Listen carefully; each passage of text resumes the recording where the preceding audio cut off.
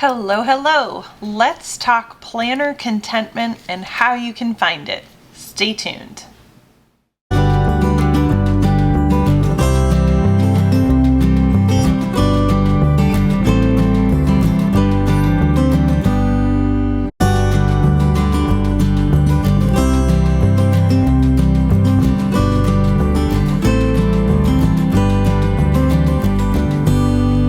Okay y'all, so this is a video that I've been wanting to do for a while. I put together some points that I wanted to talk about. The first thing that I really wanted to mention right off the bat, when it comes to planner contentment, there's definitely a difference between finding a planner that works for you and having different covers that you can change interchangeably with that planner.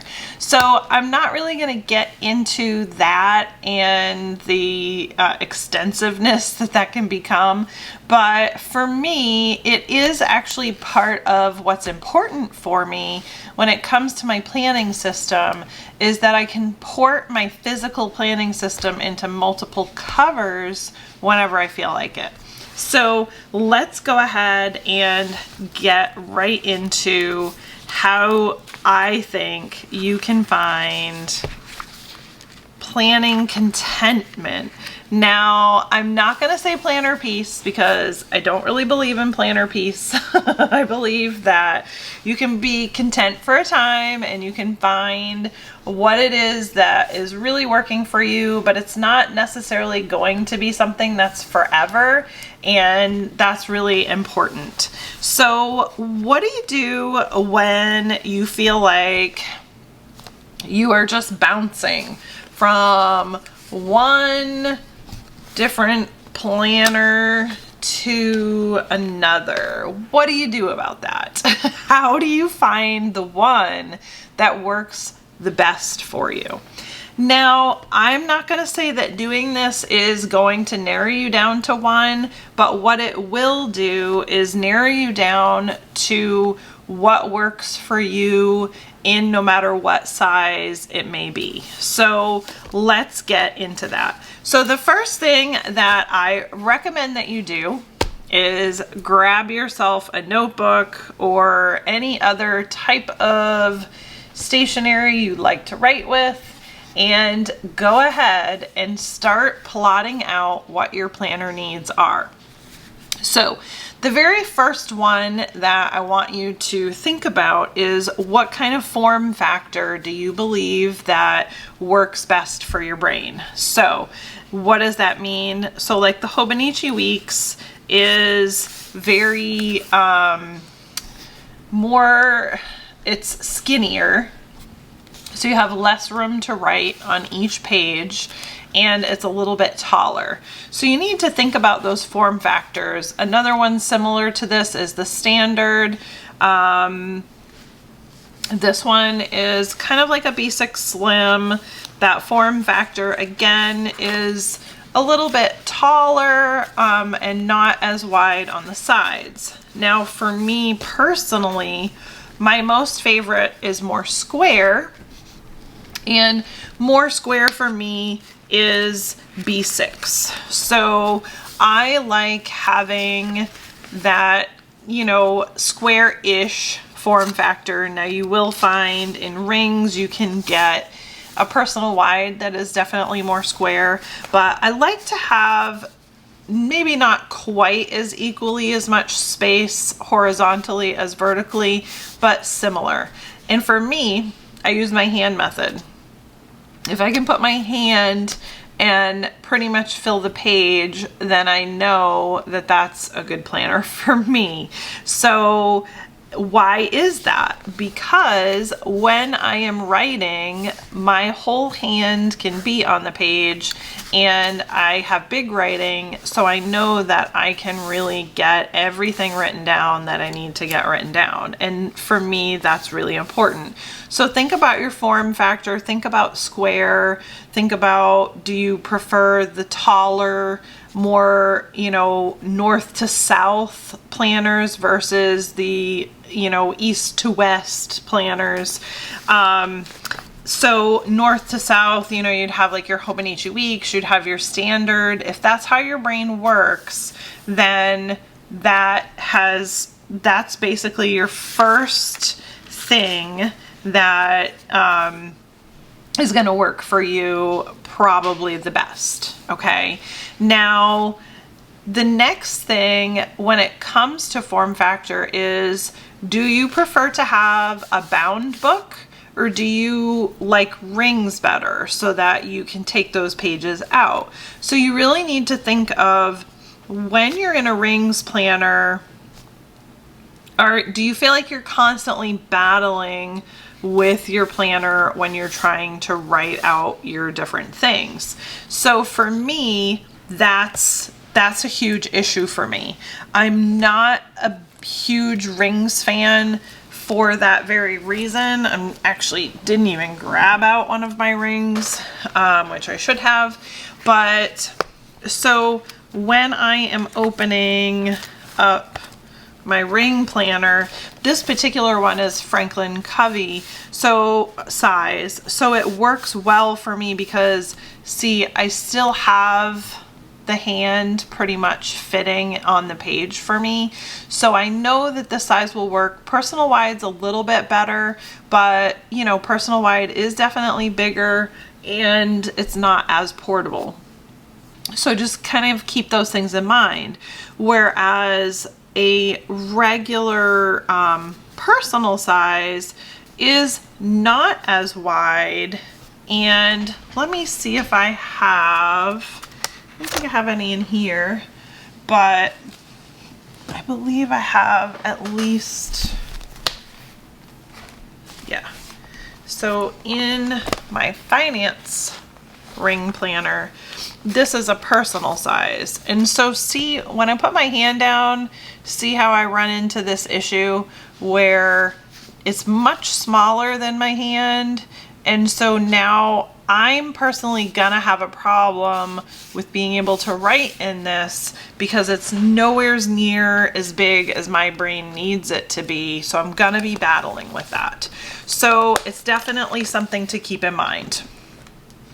This doesn't necessarily work for everybody, but this is what works for my brain. So just think about these things and kind of play with them and see if these work for you as well.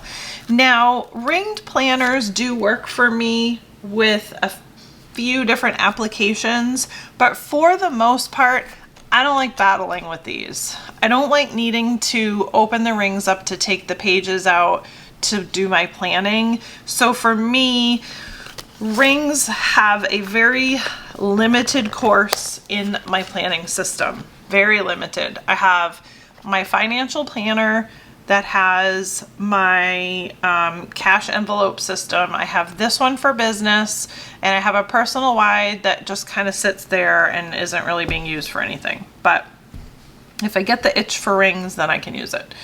So for me, a bound book is very important. So I really like having nothing on that other page where I can sit and write, and those rings are not getting in my way. So that's definitely something else that works well for me. And I can show you the same, like with the B6. It's very much the same, you know, as I'm writing, I'm not worrying, or I'm on this side, I'm not hitting rings. I can just write and flow into the other page, and that works really well for my brain. So plus for me, a bound book also works really well because I can archive this book much easier than I can archive loose pages. So archiving the book is also equally as important. Okay, what else? So I also have, for me, you also need to think about dated versus undated. Is it easier for you to just have the planner, like the Hobonichi weeks? The planner is literally ready, planned and plotted out for you. If you have no time to decorate, it's not a big deal because bam, it's done for you. Or an undated one where if you don't end up having a lot of planning to do, you might be able to save some paper and use it in the next month. That is how my brain works.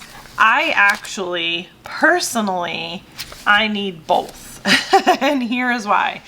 First of all, I need to have a planner that I can plug a date in for any time for that year and it be fine. But I also need something like this that is undated so that I basically only date this one like a month ahead.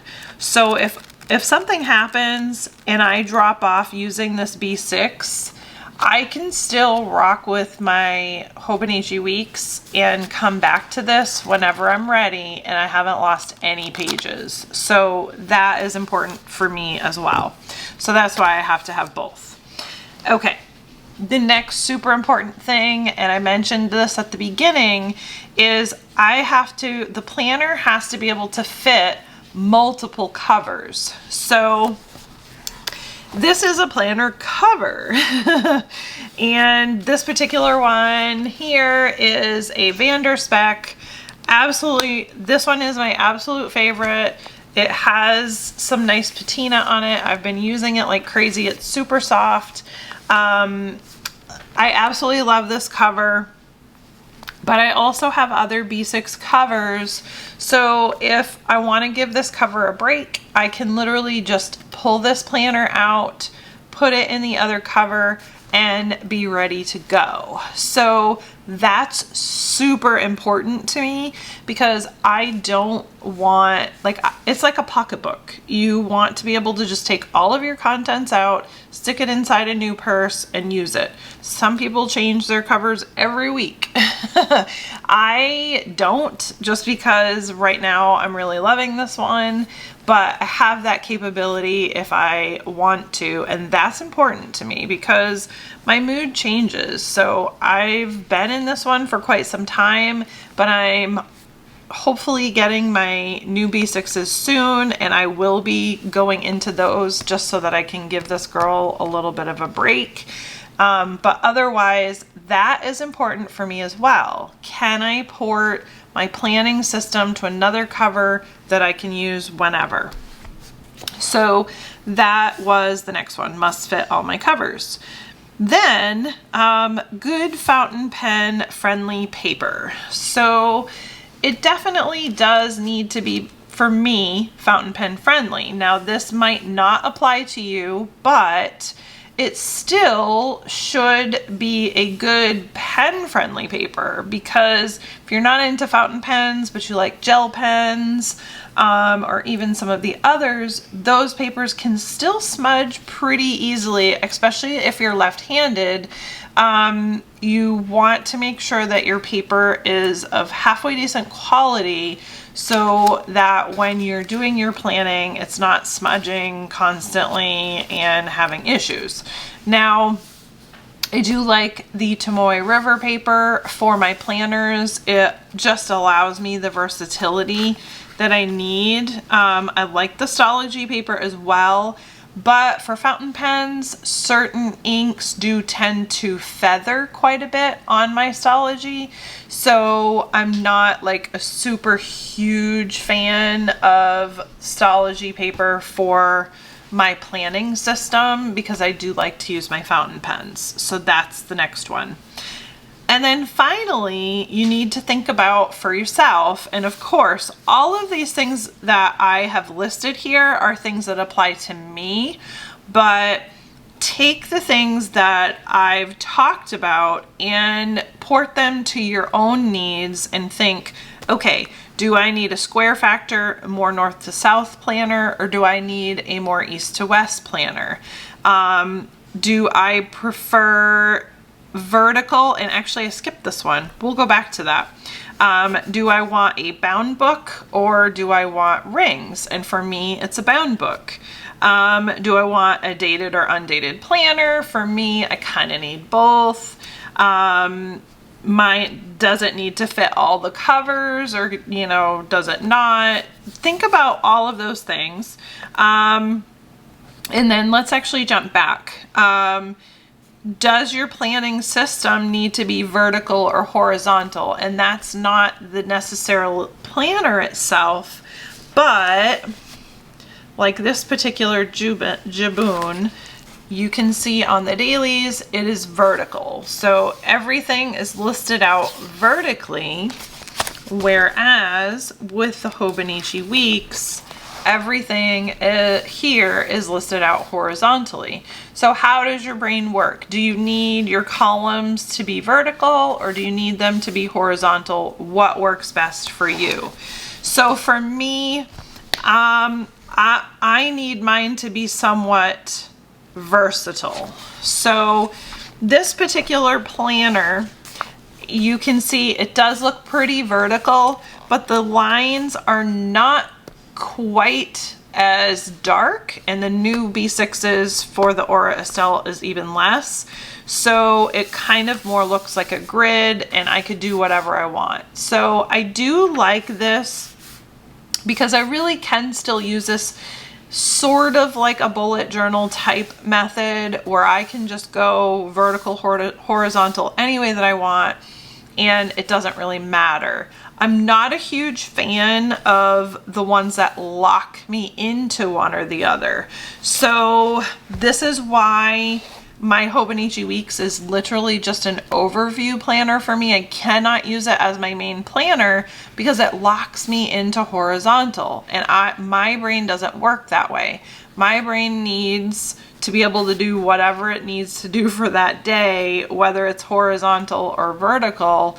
And so this is just too strict for me. I also can't do the Wonderland 222 because it's all vertical, and the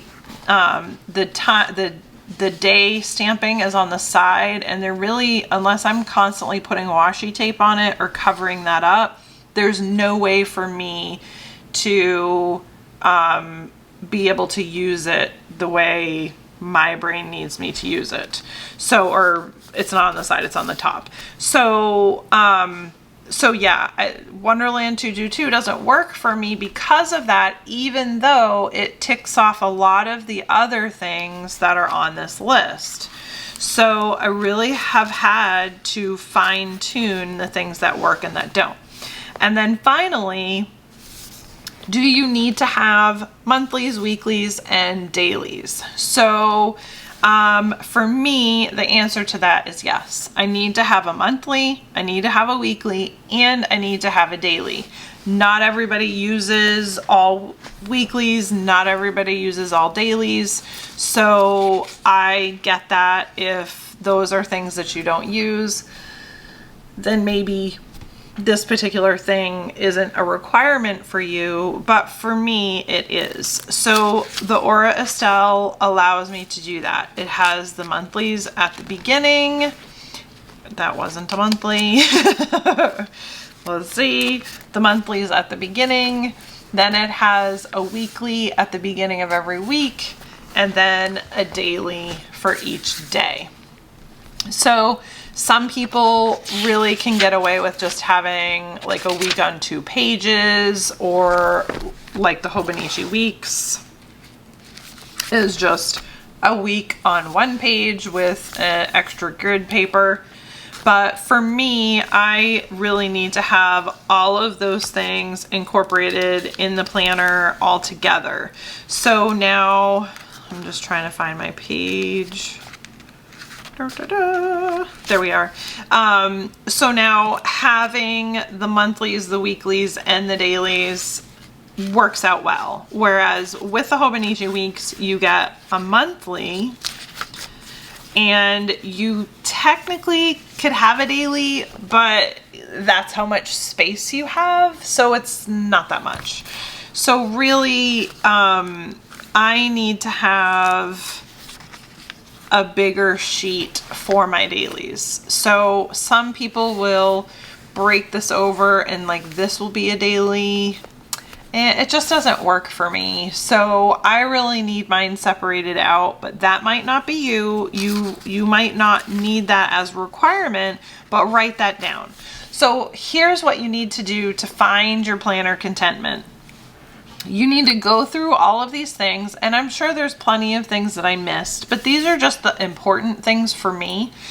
Go through these things, write down your answers, and just really think on, okay, what have I used that really just checks off all of these boxes for me that says, yes, this is what checks these boxes off and says, you know, makes me happy when I'm planning, so that I don't feel like I need to go from a B6 to a pocket rings to a this to a that to a this to a that, constantly trying to find the planner that brings you peace or contentment.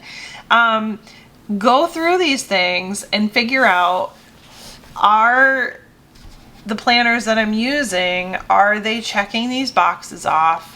Are they helping me with my planning? And you know, another thing too is like some people really need like a pretty planner or the capability of a pretty planner.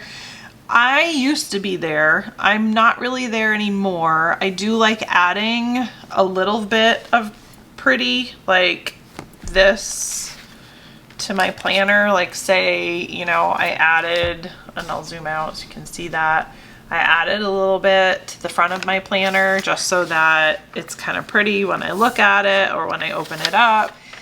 It's not a necessity for me. It just brings me a little bit of enjoyment when I open it, but it's not a requirement. Now, you know, those are just things to think about. Like, do you need that? And is that what you need to kind of draw you to planning? That's okay too, you know. So I mean, you can kind of incorporate that as well to this list to help you really decide what you want to do.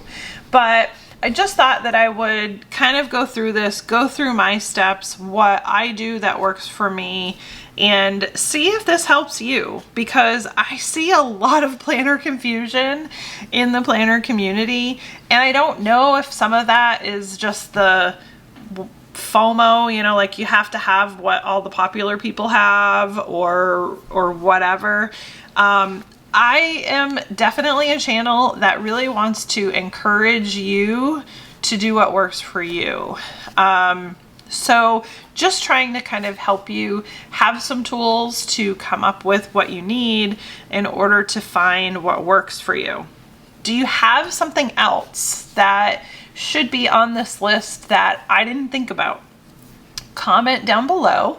Let me know, because I am curious what other things would be musts for you on this list to add in order to help you find planner contentment. And like I said, this isn't by any means an exhaustive list. It is just something that I put together of the top things that I think would work for me.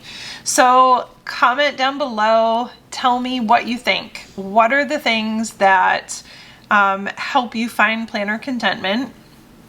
And let me know. I would appreciate it. So if you guys have any questions, feel free to comment and like and subscribe, and I will see you guys in the next video. Bye.